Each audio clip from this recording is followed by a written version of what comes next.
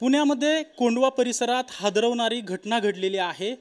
एका महिलेच्या घरात डिलिव्हरी बॉयने शिरून बलात्कार केल्याची घटना घडलेली आहे। या संबंधित माहिती घेण्यासाठी माझ्यासोबत पोलीस उपायुक्त राजकुमार शिंदे सर आहेत। सर, कोंढवा परिसरात ही हादरवणारी घटना घडलेली आहे, नेमकी काय घटना आहे, काय घडलेलं आहे?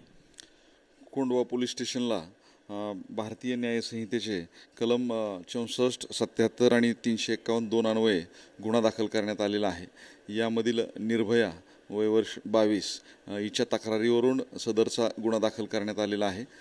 गुन्ह्याचा तपास चालू असून गुन्हे शाखेची आणि आमची स्थानिक पोलीस स्टेशनची पथकं यावरती काम करत आहेत। कधी नेमकी घटना घडलेली आहे? आरोपी कुठला आहे? काय ओळख पटलेली आहे? काल रात्री सायंकाळी 7:30च्या सुमाराचा प्रकार आहे।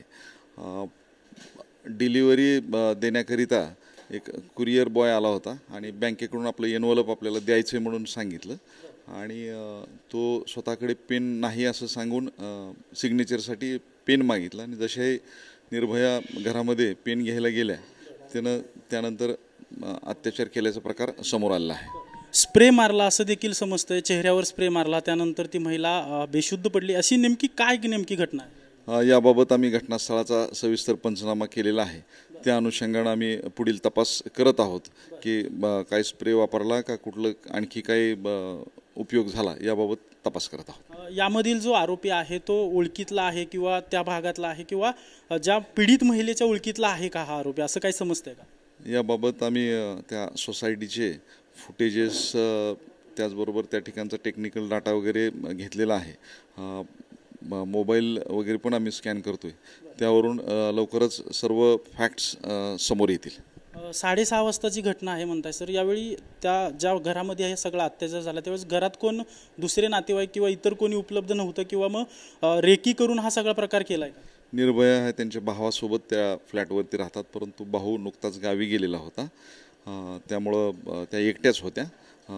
आता ते रेकी करून केलेलं आहे किंवा त्यांच्या ओळखीचे आहेत का याबाबत आमचा तपास चालू आहे। सोसायटीमध्ये CCTV देखील आहेत, CCTV मध्ये आरोपी दिसतोय का? नेमका ओळख पटलेली आहे का किंवा कुठल्या बाजूने निघून गेलेला आहे याबाबत काय माहिती मिळाली? CCTVच्या एंट्री एक्झिटचे फुटेजेस आम्हाला मिळालेले आहेत, त्याचं विश्लेषण चालू आहे। त्या अधिक विश्लेषणानंतर आम्ही आपल्याला निश्चित माहिती देऊ। नेमकी कशाची डिलिव्हरी करण्यासाठी तो आरोपी तिकडे आला होता? आपलं एक बँकेचं एनवलप आलेलं आहे आणि मॅडम रिसिव्ड द्या या विषयानं तो आलेला होता। नक्कीच आपण पाहतोय की बँकेचं इन्व्हॉल्व देण्यासाठी आरोपी जो आहे तो पीडित महिलेच्या घरामध्ये गेला आणि सही करण्यासाठी पेन नाहीये, पेन द्या अशा प्रकारची त्यांनी मागणी केली आणि त्यानंतर त्या पाठोपाठ त्या महिलेच्या घरात घुसून त्या महिलेवर अत्याचार केल्याची धक्कादायक घटना पुण्यात घडलेली आहे।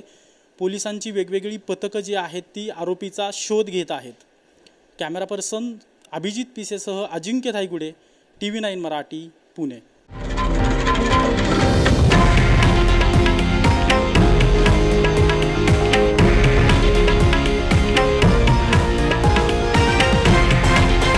हे आहे देशातील नंबर 1 न्यूज नेटवर्क आणि आपण पाहत आहात TV9 मराठी, एकमेव।